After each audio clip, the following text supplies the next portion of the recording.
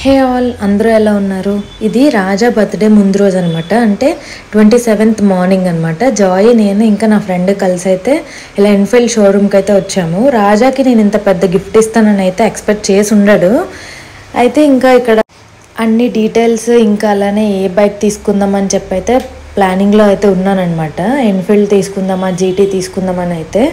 ఇక్కడ జాయ్ చూడండి, వాళ్ళతో అయితే కలిసిపోయి ఎలా ఆడుకుంటున్నాడో. ఇంకా ఇక్కడ ఏమేమైతే ఫార్మాలిటీస్ ఉంటాయో, బిల్లింగ్ ఇంకా చాలా సైన్ అయితే చేయాలి కదా, అవన్నీ అయితే నేనైతే చేసేసి ఇంకా రెడీ అయితే అయిపోతున్నాము. అంటే ముందు రోజు నేను చెప్పానమాట, నెక్స్ట్ డే నాకు మార్నింగ్ 10 కల్లా బైక్ అనేది కావాలని చెప్పి.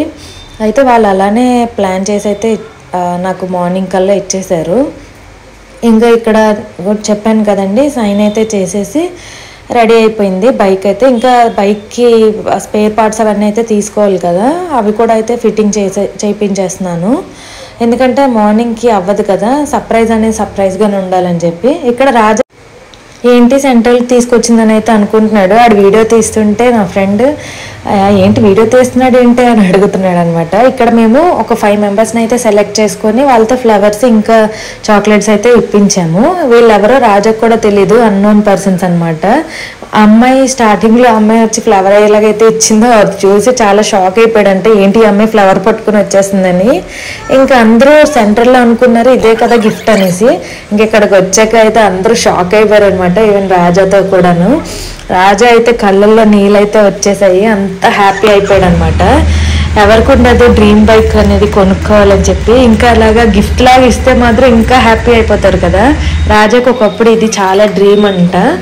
అది నాకు చాలా రోజుల తర్వాత ముందు ఎప్పుడో చెప్పాడు, అది నేను ఇప్పుడైతే నెరవేర్చేశాను. ఇంకా దానికి టీఆర్ స్టిక్కర్స్ అన్నీ అయితే అంటించారు. అంటించిన తర్వాత బైక్ అనేది రాజా కిందకి దింపుతున్నాడు అనమాట. రాజా ఫేస్లో చూడండి ఎంత హ్యాపీనెస్ ఉందో. నేనైతే ఆ ఫేస్ చూసి హ్యాపీ అయిపోయాను, చాలా అంటే చాలా హ్యాపీగా ఉంది. నెక్స్ట్ అయితే మేము హబీబీకి వెళ్ళాము, అక్కడ లంచ్ చేద్దామని చెప్పి. అత్తయ్య, మావయ్య, నేను, బావగారు, ఇంకా మా అక్క, పిల్లలు అందరం కలిసి అయితే వెళ్ళాము. అక్కడ రాజా ఏమో బయటికి వెళ్ళి బండిని అయితే చూసుకుంటున్నాడు.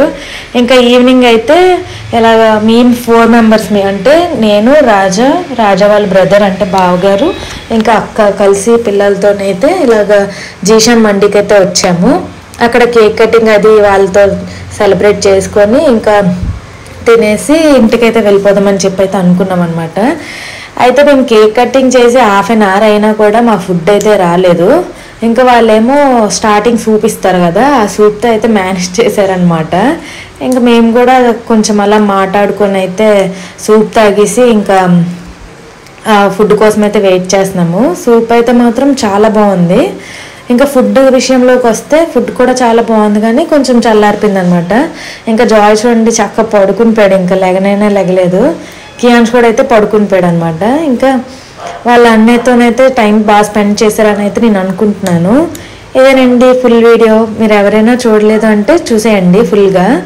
బాయ్ బాయ్, సబ్స్క్రైబ్ చేసుకోండి.